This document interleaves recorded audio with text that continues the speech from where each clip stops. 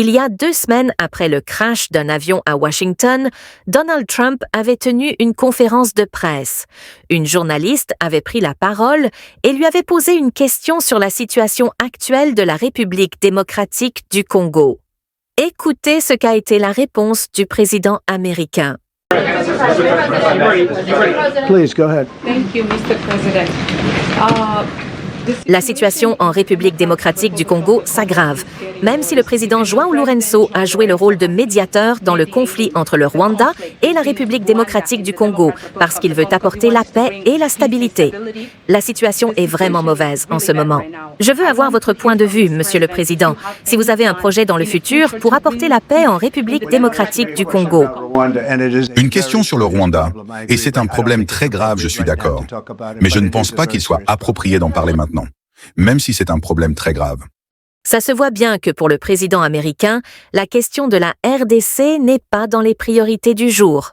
Face à la situation de l'Est de la République démocratique du Congo, de plus en plus de personnalités occidentales prennent la parole pour dénoncer l'hypocrisie et le business que fait l'Occident sur le malheur de la population congolaise. Hier encore, l'Union européenne a signé un accord avec le Rwanda. Un accord sur quoi ?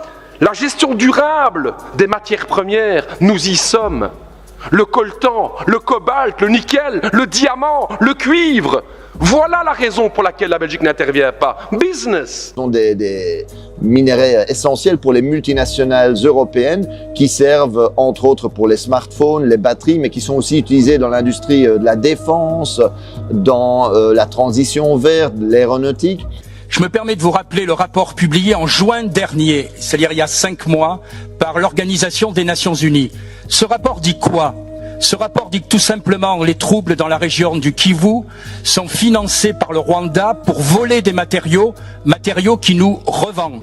Quand la Russie envahit l'Ukraine, à juste titre, c'est la condamnation. Ce sont les sanctions, ce sont les livraisons d'armes à l'Ukraine, mais quand il s'agit de la République démocratique du Congo, rien.